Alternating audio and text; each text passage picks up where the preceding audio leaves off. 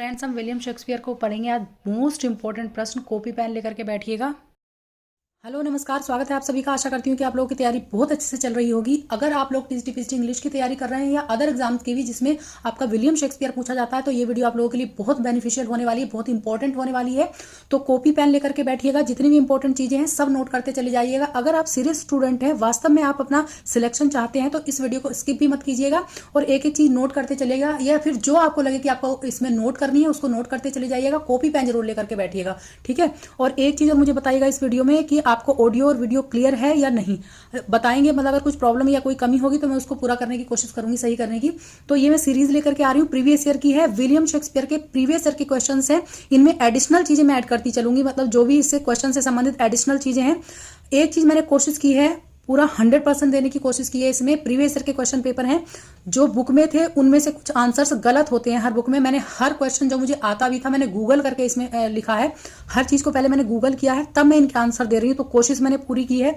आप देखिएगा, एक क्वेश्चन के साथ साथ आपके 4-5 क्वेश्चन तैयार हो जाएंगे। तो सब शुरू करते। देखिए, मैं आपको बता दूं, विलियम शेक्सपियर के 2001 के क्वेश्चन हैं, जितने भी हैं क्वेश्चन पेपर से, प्रीवियस ईयर से हैं। देखिए, PYQs हैं, ये जितने भी हैं सारे में कर रही हूँ। और एडिशनल क्वेश्चंस की एक क्वेश्चन को कितने तरह से पूछा जा सकता है। सबसे शुरू का जो क्वेश्चन है, देखिए थोड़ा सा मैं इसे विवादित क्वेश्चन कहूंगी, आप लोग भी देखिएगा। लेकिन पहला ही क्वेश्चन है, देखिए, best works of Shakespeare was done. Shakespeare के जो बेस्ट वर्क्स थे वो कब दिखाई दिए, कब लिखे गए, या कब इसका आशय ये है। तो पहला है बिफोर 1595, दूसरा है बिफोर 1601, तीसरा है आफ्टर 1612, और फोर्थ जो है ये आपका आफ्टर 1603। इसका जो आंसर दिया गया है उस बुक में, सभी बुक में, या मैंने सब जगह गूगल किया, आफ्टर 1603 है। ये रिटन डेट पूछी गई है कि कब इनके सबसे बढ़िया वक्त थे, क्योंकि पब्लिकेशन जो था इनका वो 1623 था फर्स्ट फोलियो। सब में आंसर था 1603, लेकिन इनका हैमलेट जो कि सबसे बेस्ट प्ले कंसीडर किया जाता है, इसको 1599 टू 1601 में लिखा गया था। रोमियो एंड जूलियट 1597 में लिखा गया था। तो कैसे कह सकते हैं कि इसके बाद इनके, आप लोग भी थोड़ा सा गौर कीजिएगा, ध्यान से देखिएगा। मैं और गूगल कर रही हूँ, बताऊंगी बाद में इसके बारे में, लेकिन इसका आंसर सब जगह यही लिखा हुआ है, आफ्टर 1603, और आयोग ने भी यही माना था। तो अगर यही ऑप्शन आते हैं तो इसको आप लिखिएगा। वैसे इस तरह के विवादित क्वेश्चन कम आते हैं, लेकिन फिर भी अगर बेस्ट वर्क्स के बारे में आता है और यही ऑप्शन होते हैं तो यही आप लिखिएगा, आयोग ने यही माना था। बट आपको भी पता है कि 1599 टू 1601 में इनका हैमलेट लिखा गया था, जो कि बेस्ट प्ले कंसीडर किया जाता है, ठीक है। इसमें बस थोड़ा सा विवाद है, और क्वेश्चन सब सही हैं। इसमें मुझे थोड़ा सा लगा, वैसे सब जगह आंसर यही है, आप देख लीजिएगा, ठीक है। अब नेक्स्ट क्वेश्चन लेते हैं। देखिए, नेक्स्ट है, देखिए, Venus and Adonis by William Shakespeare was written in stanza of. Venus and Adonis किस स्टेंजा में लिखी गई है? फर्स्ट है 4 lines, 2 6 line, third 7 lines, and 3 9 lines. तो इसका आंसर है 6 लाइन स्टेंजा में ये लिखी गई है। आपने पहले भी ये देखा होगा, क्वेश्चन ये कई तरह से आता है ना। ये किस किस तरह से आता है, देखिए, एक इसका है, देखिए, Venus and Adonis is a narrative poem by William Shakespeare. It is a minor epic poem. ये माइनर एपिक पोएम है वो, and was published in 1593। It was Shakespeare's first published work. ये क्वेश्चन भी पूछा जाता है कि इनका फर्स्ट पब्लिश्ड वर्क कौन सा था। ये कौन सा था? वीनस एंड एडेनिस, ठीक है। इससे संबंधित और भी क्वेश्चंस हैं, देखिए, लेकिन मैंने अपनी ओर से एडिशनल चीजें की कि इस तरह से भी क्वेश्चंस पूछे जाते हैं। इसका फिर नोट कर लीजिएगा, सब मोस्ट इंपॉर्टेंट चीजें हैं। कई बार ये पूछी गई रिपीटेड क्वेश्चंस हैं, और रिपीटेड क्वेश्चंस नहीं है तो टॉपिक हमेशा ये रिपीट होते हैं। देखिए, William Shakespeare called his poem, मतलब ये जो पोएम है Venus and Adonis, the first heir of my invention, इनको इन्होंने कहा है, ठीक है, क्योंकि फर्स्ट पब्लिश पोएम थी। कोई भी है, ये किसी काम को पहली बार अगर होगा, वो पब्लिक के सामने आ जाएगा, तो वो उसका फर्स्ट इन्वेंशन ही होगा, मतलब उसका फर्स्ट हायर ऑफ इन्वेंशन कहा था इन द पोएम्स डेडिकेशन, ठीक है। रेप ऑफ ल्यूक्रेस जो था वो 7 लाइन स्टेंजा में था। ये कभी कभी पूछा जाता है, तो मैंने ये भी नोट कर दिया है यहाँ पे, इसको भी नोट कर लीजिएगा, ठीक है। रेप ऑफ ल्यूक्रेस इन्होंने लिखा था। लेकिन इससे कई बार क्वेश्चन, एक तो इनका पब्लिकेशन डेट पूछा जाता है, कब थी, 1593 थी, या which poem is considered Williams the first heir of my invention, या फिर which poem is called by William Shakespeare the first heir of my invention, ठीक है। इस तरह से क्वेश्चन पूछा जाता है बार बार, तो आपको इसको अच्छे से तैयार कर लेना है। और इसमें ना आप कीवर्ड्स याद कीजिए, अगर रट के याद करेंगे तो आपको याद नहीं होगा। कुछ लोग कह रहे थे कि हम कैसे प्रीवियस ईयर करें, वो हमें तो पता होगा कि ये शेक्सपियर के हैं, विलियम शेक्सपियर के, तो हम वही लगा देंगे। अगर आप रटेंगे तो ऐसा होगा, लेकिन कीवर्ड्स अगर याद करेंगे, अच्छे से समझेंगे, तो ऐसा नहीं होगा आपके साथ, ठीक है। नेक्स्ट क्वेश्चन लेते हैं। नेक्स्ट है, देखिए, ये क्वेश्चन है, which drama of Shakespeare was not included in the first folio of 1623 by Heminge and Condell. आप लोगों को पता है कि इस इनका जो फर्स्ट फोलियो था 1623 में आया था। अपने आप में कई सारे क्वेश्चन है, देखिए 1623 में फर्स्ट फोलियो आया था विलियम शेक्सपियर का, और किसने ये पब्लिश किया था? Hamming and Condell. ये इनके को एक्टर्स थे, ये भी याद रखिए, कभी कभी ये भी पूछा जाता है कि ये कौन थे, हैमिंग एंड कॉन्डेल। तो ये कौन सा था, ये कई बार पूछा गया कि which play is omitted from his first folio in 1623। First है पैरिकल्स, टू है टाइटस एंड एंड्रोनिकस, ये सिम्बलिन है या विंटर्स टेल है। तो इनका ही पैरिकल्स इसमें ओमिटेड था, क्योंकि पैरिकल्स को एक कोलैबोरेट वर्क समझा जाता है, तो ये इसमें से नदारत था, ठीक है, ओमिटेड था, वैनिश था, गायब था, ये समझिए इसका। कई बार ये पूछा जाता है, कई बार रिपीट हुआ है, तो इसलिए आपको ये भी बहुत अच्छे से तैयार कर लेना पैरिकल्स, ठीक है। इसके बारे में भी देखिए मैंने लिख दिया है, इसको याद कर लीजिएगा। पैरिकल्स प्रिंस ऑफ टायर, या इसको लिखा था पैरिकल्स या फिर प्रिंस ऑफ टायर, ठीक है। आप play by green Wilkins and William Shakespeare, किस किसके द्वारा लिखा गया था? बाद एक दो बार ये पूछा किसके कोलैबोरेट में ये इसको लिखा गया था? विल्किंस, जॉर्ज विल्किंस एंड खाली कभी कभी विल्किंस नाम भी आता है, तो याद कर लीजिएगा, है ना। Shakespeare having written the last 3 acts, Shakespeare ने लास्ट 3 एक्ट्स लिखे थे इसके of the play, and Wilkins the first two लिखे थे विल्किंस ने, है ना। Written 1608 in is a Jacobean play, ये इनका एक जैकोबिन प्ले था, ठीक है। अब देखिए मैंने यहाँ पे लिख दिया है इसके बारे में भी थोड़ा सा, कुछ भी मैंने छोड़ा नहीं है, हर एंगल से इनका सर्च करके बहुत अच्छे सब चीजें इसमें लिख दी हैं। तो आप लोगों को मैं मानती हूँ कि 2-4-5-5 घंटे की वीडियो देखने से, मैं अपने वीडियो की बड़ाई नहीं कर रही हूँ, 4-4-5-5 घंटे की वीडियो देखने से अच्छा है कि छोटी वीडियो देखिए जिसमें कि आप 15 से 20 क्वेश्चन देख रहे हैं, और 5 से 6 या 7 से 8 क्वेश्चन भी आपके इसमें से आ सकते हैं, क्योंकि हर क्वेश्चन को मैंने 360 एंगल से इनको सर्च करके सभी चीजें मोस्टली लिख दी हैं, ठीक है। ये इसके बारे में लिख दिया। फर्स्ट फोलियो वॉज, मैंने शॉर्ट में लिखा है, फर्स्ट फोलियो वॉज पब्लिश होना चाहिए यहाँ पे इन 1623 में इनका फर्स्ट फोलियो पब्लिश हुआ था, publish by 2 actors H and C कौन? Heminge and Condell. This contains 36 plays of the 37 plays, 37 में से इनके 36 प्लेज थे, क्योंकि पैरिकल्स इनका कोलैबोरेट वर्क था तो इसमें इंक्लूड नहीं था, क्योंकि उन्होंने केवल विलियम शेक्सपियर के प्लेज ही पब्लिश किए थे, ठीक है।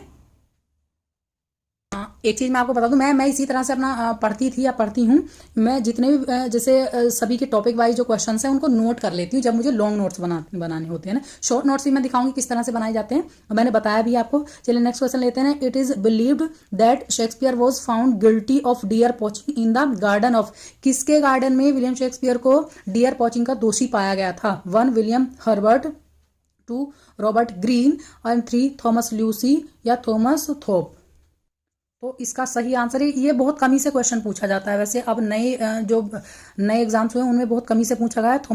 थॉमस ल्यूसी के गार्डन में इनको डियर पॉचिंग का दोषी पाया गया था, और तभी इन्होंने अपना जो गृह राज्य था या बर्थ प्लेस था उसको छोड़ करके लंदन के लिए ये डिपार्चर कर गए थे, ठीक है। नेक्स्ट क्वेश्चन देखिए मेरे बच्चे छोटे, मतलब मेरा बेटा बहुत छोटा, बहुत ही शैतान है, तो उसने थोड़ी कटिंग फटिंग सी कर दी थी, मैंने फिर भी चेंज नहीं किया पेपर, इसी में लिख दिया है, तो सॉरी इसके लिए।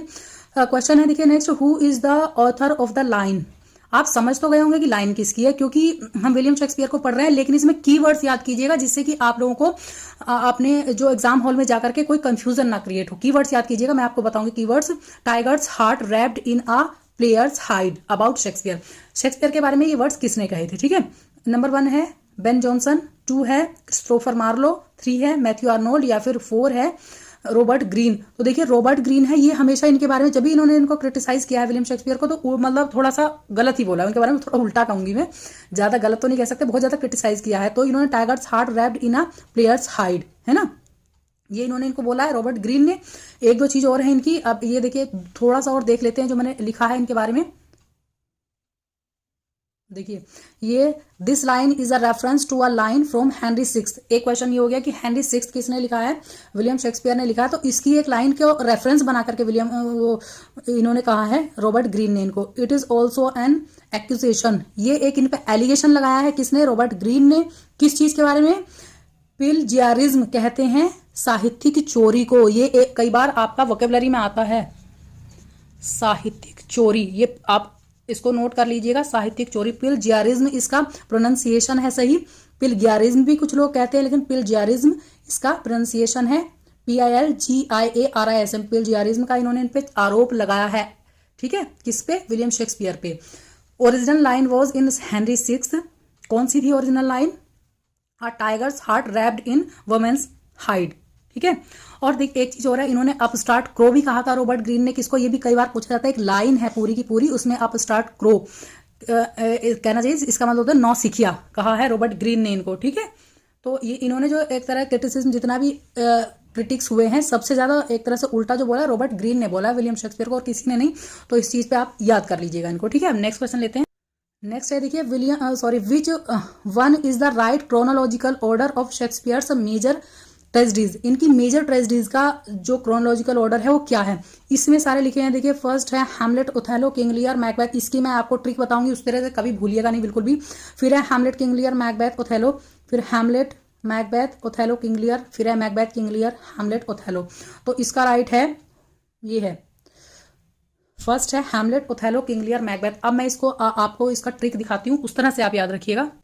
देखिए ट्रिक है मेरी अपनी बनाई हुई, उसको याद रखिएगा। देखिए हो कम, आपको पता है राजस्थानी लैंग्वेज में बोला जाता है हुकम बोला जाता है, तो आप हो कम कर लीजिए इसका, हो कम, क्योंकि हु तो कह नहीं सकते, हो कम, HOKM। अब देखिए H for Hamlet, O for Othello, K for King Lear, M for Macbeth. अब इनकी देखिए क्रोनोलॉजिकल डेट्स भी आप देख लीजिए। हैमलेट की 1601 है, लेकिन फर्स्ट जो परफॉर्म किया गया था ये इसको उस पे स्टेज पे 1602 में किया गया था। ओथेलो की देखिए 1604 है, किंग लियर की 1605 है, और ये पब्लिश हुआ था 1608 में जो किंग लियर है, ठीक है, क्वार्टो में हुआ था।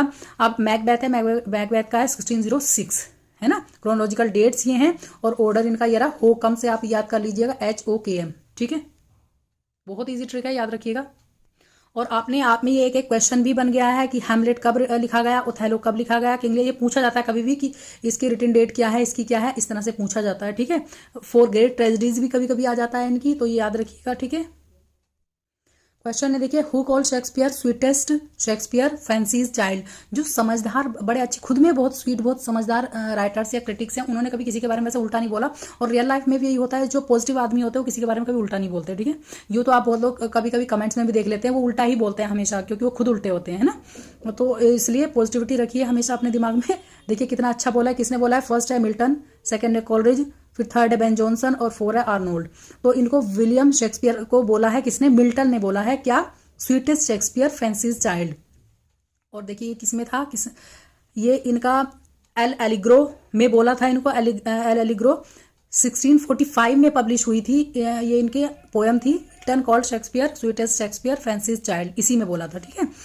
And he says verbal his native food notes wild. Sorry guys, थोड़ी बाहर से आवाजें आ रही थी तो मैंने वीडियो को पॉज कर दिया था, सॉरी। ये इनकी जो पोयम थी, देखिए L'Allegro was publish in 1605 with another poem सेकंड पेंसरोसो। आपको ये भी याद कर लेनी है, एल एलिग्रो किसकी है और सेकंड पेंसरोसो किसकी है, जॉन मिल्टन की है। और इसी में एल एलिग्रो में ही इन्होंने किसको बोला था, विलियम शेक्सपियर को स्वीटेस्ट शेक्सपियर फैंसीज चाइल्ड। अब क्वेश्चन है, from where these lines have been taken and who is the speaker, we are such stuff as dreams are made on and our little life is rounded with a sleep। ये किसने बोला है ये line, keywords याद करिएगा, रटिएगा नहीं बिल्कुल भी।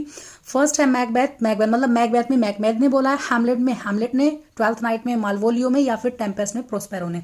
तो ये टेम्पेस्ट में प्रोस्पेरो ने बोला है। फिर से मैं दिखा देती हूँ लाइन्स आपको, एक minute, sorry. We are such stuff as dreams are made on and our little life is rounded with a sleep. थोड़ा सा देखिए इसमें मैंने लिख दिया है फ्लीटिंग, अस्थायी, इसमें क्षण भंगुर कहा गया है जीवन को, ठीक है। और स्टफ ये फॉर पदार्थ, वस्तु, इंसान, यहाँ पे इंसानों को स्टफ एक ऐसे क्षण भंगुर पदार्थ बताया गया है, इल्यूजन बताया गया है जीवन को, ठीक है। थोड़ा सा मैंने इस पर एक्सप्लेन किया था, किसी को पढ़ा रही थी मैं। अब नेक्स्ट क्वेश्चन लेते हैं, मतलब इसकी ये एक्सप्लेनेशन दी थी मैंने, पूरी जो लाइन है इसकी, है ना, जीवन के बारे में ही इन्होंने ये व्याख्या की थी। किसने की थी, प्रोस्पेरो ने। नेक्स्ट क्वेश्चन है, Shakespeare was not of an age but for all time was uttered by. देखिए क्वेश्चन कई तरह से पूछा जाता है, यहाँ पे शेक्सपियर की जगह आपको मतलब शेक्सपियर का नाम नहीं होगा, यहाँ पे लिखा रहेगा खाली ही was not of an age but for all times who uttered this line and for whom. ये लाइन किसने किसके लिए कही है, इस तरह से भी आता है, लेकिन यहाँ पे नाम दे दिया है तो आपको पता चलेगा कि विलियम शेक्सपियर के बारे में ही है। तो किसने कहा है ये कहा है जॉन मिल्टन ने कहा है, नंबर 1 है, या फिर 2 मैथ्यू आर्नोल्ड ने कहा है, या फिर 3 है बेन जॉनसन ने, या फिर 4 टी.एस. इलियट ने। तो ये कहा है बेन जॉनसन ने, किसके बारे में, विलियम शेक्सपियर के बारे में, है ना। ये देखिए, exclaimed Ben Jonson in his poem to the memory of my beloved the author mister William Shakespeare. इसकी प्रस्तावना लिखी थी इन्होंने। जो इनका फर्स्ट फोलियो पब्लिश हुआ था 1623 में, उसके बारे में इन्होंने नहीं ये उसमें नहीं था, मतलब इनकी जैसे पोएम्स थी उनके रेफरेंस में ही बोला था। प्रस्तावना इनकी ये है इसमें, to the memory of my beloved the author mister William Shakespeare. ठीक है, नेक्स्ट क्वेश्चन है, देखिए, where from these lines have been taken, good friend for Jesus sake forbear to dig the dust and closed here blessed be the man. ये पुरानी वाली language है तो इसमें लैटिन एंड ग्रीक मिक्स है, तो वर्ड्स इसी तरह से, be the man that spares these stones and crushed be he that moves my bones। देखिए दो मैंने तो इसमें ना दो कीवर्ड्स याद कर लिए थे, एक तो था डिग डस्ट था और एक बोन्स था। ठीक है, पूरी याद करके कि क्या क्या मीनिंग है इसका, ये दो कर लिए थे। ठीक है, तो ये किससे लिए, कहाँ से लिया गया है ये देखना है इसको। पहला है सिम्बरलिन से, मच अडो अबाउट नथिंग से, एज यू लाइक इट से, या फिर विलियम शेक्सपियर टोम से, फ्रॉम विलियम शेक्सपियर टोम। तो ये विलियम शेक्सपियर के टोम पे लिखे हुए या इंस्क्राइब किए हुए वर्ड्स हैं।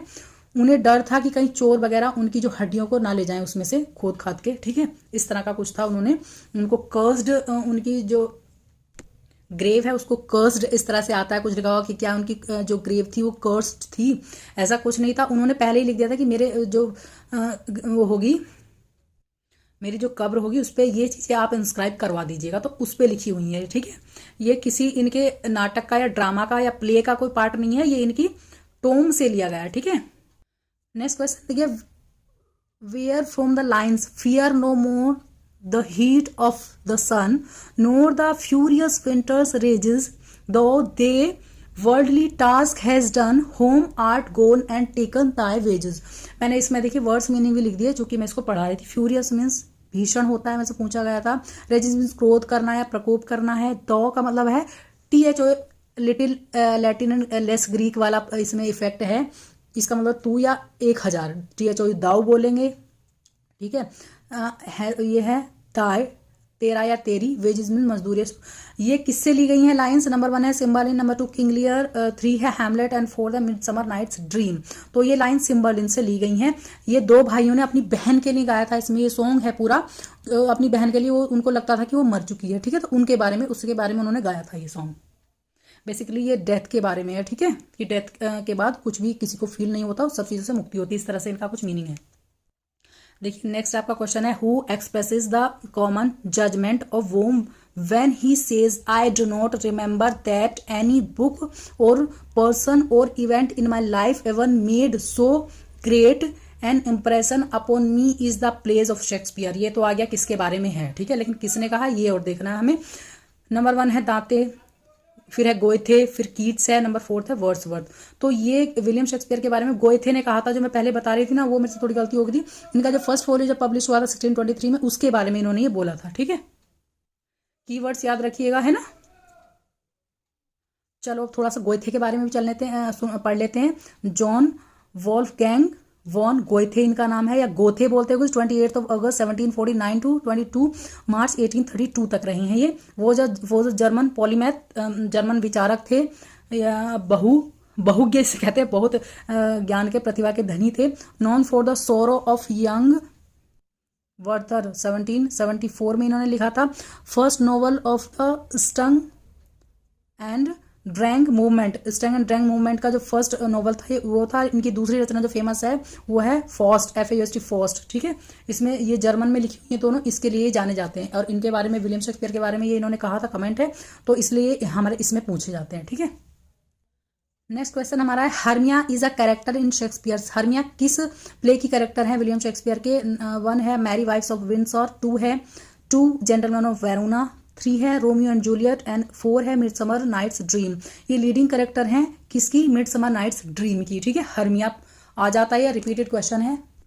नेक्स्ट क्वेश्चन है, the line this is the noblest Roman of them all is said by. देखिए, this is the noblest Roman of them all, किस लाइन किसके बारे में है? ये सॉरी किसने कही है ये? पहला है क्लियोपेट्रा, दूसरी है ब्रूटस, फिर है एंटोनी, 4th है सीजर। तो ये किसने कही है, इसको हम देख लेते हैं। ये लाइन है ब्रूटस के बारे में, ये लाइन कही गई है line is said bye Brutus ने कही है, ठीक है।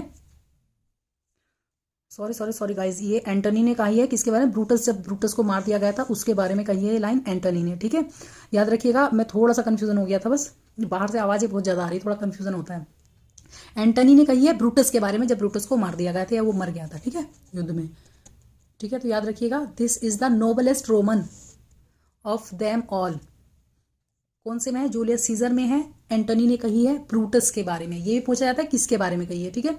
तो ये 2001 के सारे क्वेश्चंस थे विलियम शेक्सपियर के। मैं कोशिश करूंगी टॉपिक वाइज सारे क्वेश्चंस आपको करा दूं प्रीवियस ईयर के विद व्याख्या, कोशिश करूंगी कि कोई गलती ना हो, अगर कोई हो जाए तो उसके लिए थोड़ा सा सॉरी पहले ही बोल रही हूँ, वैसे होगी नहीं, कोशिश करूंगी। अभी जैसे कंफ्यूजन हो गया था, लेकिन ये श्योर है कि एंटनी ने कहा था किसके, ब्रूटस के बारे में, ठीक है।